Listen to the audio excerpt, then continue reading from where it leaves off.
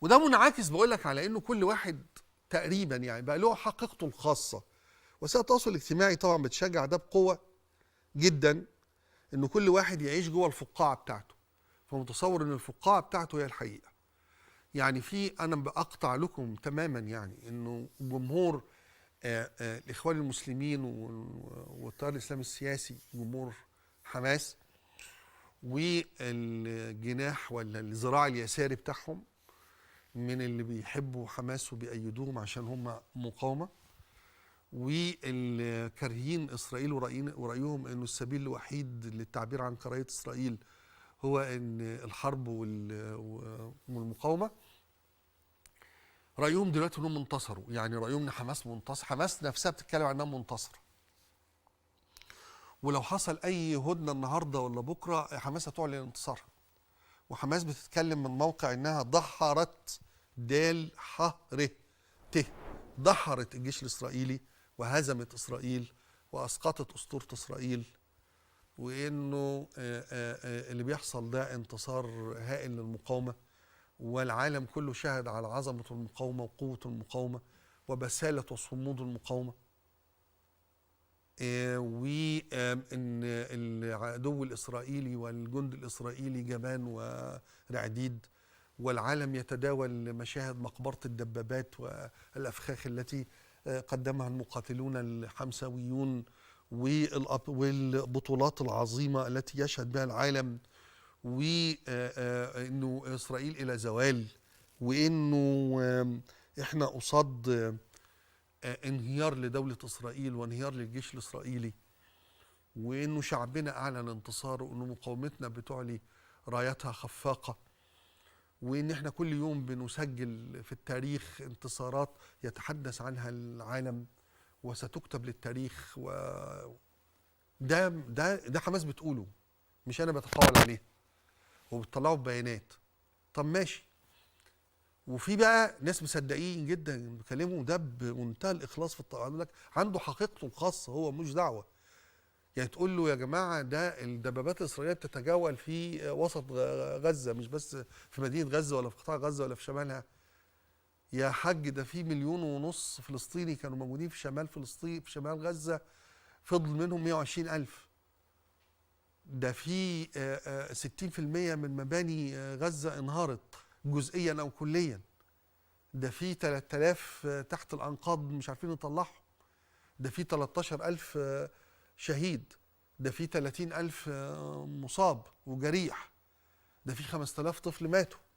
لا هو مش شايف ده ولا فارق معاه. زي بالظبط لما اسماعيل هنية كل مرة يعني ليخرس هذا الرجل الحقيقة، يعني كل مرة بيطلع يقول انه 30 مليون ماتوا فمش عارف عشان التحرير، 3.5 بيكررها تاني، 3.5 مليون ماتوا ايه؟ المجتمعات الدول الشعوب تتحرر بملايين من الشهداء. عادي بالخفه ده وبالاستخفاف ده. فهو هم بيتكلموا عنهم منتصرين، بيعملوا مؤتمرات. المتحدث الرسمي في لغزه ولا ممثلها الرسمي في بيروت، واننا نقول واننا ايه، ومعتيه يقول لك حماس اجبرت العالم على فتح معبر رفح ودخول مش عارف ايه، وبعدين العالم حماس اجبرت على انه يحصل تبادل للرهائن او فرض هدنه. واول ما بقول لك تحصل هدنه يطلعوا الاعلام وانتصروا. مجد ايه يا ابني؟ يا نهار اسود، انتوا عمي. نعم هم عمي تماما، عمي تماما. ما انت مش هتقدر تقنع واحد عنده عمى الوان ان اللون اللي بيقول عليه اخضر ده هو احمر. هتقنعه ازاي؟ الراجل عنده عمى الوان، هو عنده عمى عاطفي، عمى ايديولوجي، عمى نفسي. فمهما قلت له، مهما شاف قدامه، مش هيشوف غير ما يريد ان يراه، حقيقته الخاصه. انه المقاومه، يا سلام على المشاهد اللي عملتها. انا لما شفت مشهد الدبابات ادركت قد ايه عظمه المقاومه، وقد ايه حماس نجحت في ايه، وقد ايه ان اسرائيل وقعت، وان الجيش الاسرائيلي انهار. مثبت الله، هو واخد اللقطه دي، مش شايف اي حاجه تانية. انا اكاد اقطع بانه مش شايفها فعلا. يعني لو حتى ماشي على الشاشه قدامه هو مش شايفها، ولا مستعد يسمع اي معلومه اخرى ولا اي كلمه تانية. يا جماعة غزة محتلة، مش مهم. يا جماعة غزة محتلة، والعملية الإسرائيلية دخلت في المرحلة الثانية وبدأوا يتغولوا في وسط غزة. يا جماعة الحمساوية اللي هربوا من شمال غزة نزلوا على الوسط، فهم نازلين وراه وهينزلوا إلى جنوب غزة، والمصيبة بتزداد. لا مش مهم، المقاومة صامدة، المقاومة ناجحة، المقاومة يعني خلاص بقى تعمل إيه؟ في الحالة دي تعمل إيه؟ تطلب لهم الرحمة على فكرة وتشفق عليهم جدا، زي الراجل يا عيني اللي بيبقى عنده مرض إنه فاكر نفسه نابليون. هتعمل له إيه ده؟ يعني نعمل فيه إيه؟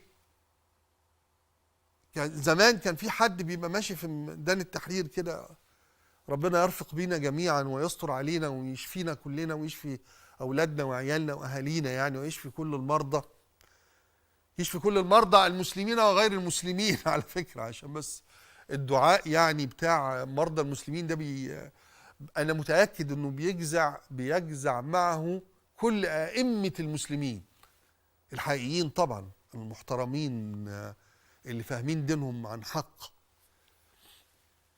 السلف الصالح اللي بجد، مش السلف التالف اللي موجود دلوقتي. طيب، فكيف تقنع شخصا مرضه انه يقتنع او ان هو يتصور نفسه نابليون انه مش نابليون؟ فخلصت. دول يا جماعه فاكرين نفسهم نابليون، الموضوع خلص. مهما بذلت من مجهود انك تشرح لهم خسائر، انك تقدم لهم حقائق على الارض، انك تسمعهم وجع والم الاف الفلسطينيين بل ملايين الفلسطينيين، انك تكلمهم عن مليون طفل فلسطيني بالدمار اللي عايشه في من بين 2 مليون و300 ألف فلسطيني في غزة. مش مهم، لن يسمع، لن يرى، لن يفهم، لن يشعر، لن يحس. طب تقول له يا جماعة احنا كده في مشكلة سودة، وهي انه بعد ما كانت غزة محررة ومحاصرة أصبحت محتلة ومحاصرة برضه. مش مهم، مش مهم خالص، كل ده مش مهم. المهم ايه؟ المقاومة انتصرت ازاي يا ابني؟ اصل احنا خاطفين 240. طيب ما هو هم سجنوا 2500 لغاية اول امبارح. طيب ما هم هيسجنوا تاني. طب مش مهم، مش مهم خالص، مش عايز اسمع الكلام ده ولا اريد ان اسمعه ولا ان اصدقه. وبعدين بقى بصراحة اللي يقولوا بقى صهيوني وخاين وابن 60 في 70 وعميل ومأجور واسرائيلي ويلا بقى غور يا ابن 60 في 70 من وشنا. هذا هي إدارة الحوار في حياتنا. يعني انه مش عايز يسمع، مش عايز يفهم، مش عايز يسمع ولا عايز يناقش، هو عنده حقيقته الخاصة. وانت اول ما تقول له اي كلمتين من دول يسدوا نفسه شويه مع اكراهك، وبعدين يلعنك يشتمك، وبعدين يضربك، وبعدين غور من وشي وهكذا. المهم سيبني عايش في الكهف بتاعي، سيبني عايش في القوقعه والفقاعه اللي انا عايشها، ان احنا منتصرين من 75 سنه ومش عايزين يخرجوا من القوقعه. شيء مدهش وهائل الحقيقه يعني.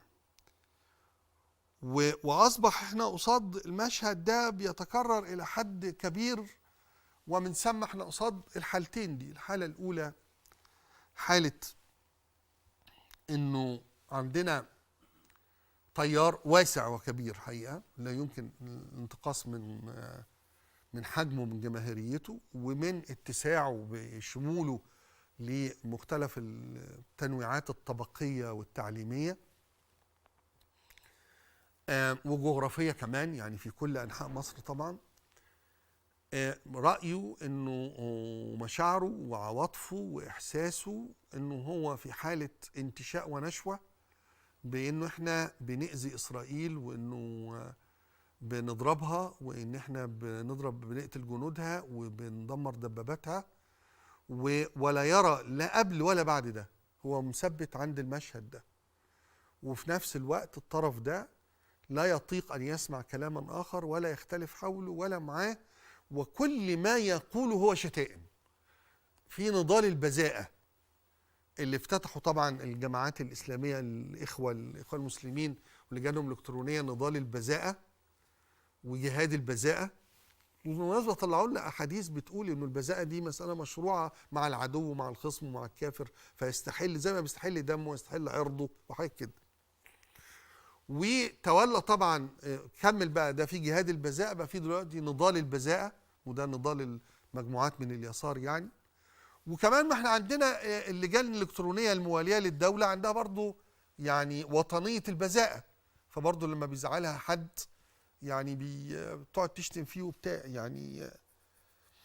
يعني مساله ما مش ليست قاصره على هؤلاء بس. البذاءه والسباب والشتائم بقت قاعده اساسيه في اداره الحوار ده اذا كان في حوار.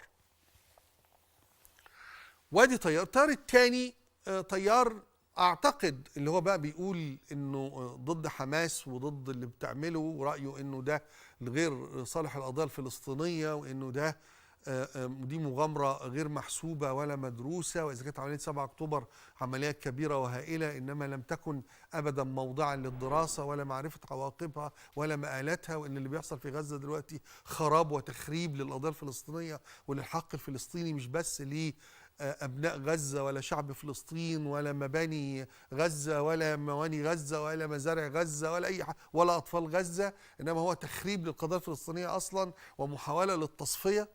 فأظن أن أقصى حاجة بيقولوها على الطرف الآخر إنه حنجوري. إنما طبعا تروح فين بقى؟ ناس بتقول لك يا حنجوري، والتاني يرد عليك يقول لك يا كافر يا خاين يا يعني فما فيش يعني في توازن هنا مفقود تماما يعني ما بين يعني بذاءة حنجوري لو اعتبرناها بذاءة، وبين بقى حالة التخوين والتكفير، ويا بتاع مصالحك يا مش عارف يا عامل يا مش عارف ايه يا كده يعني.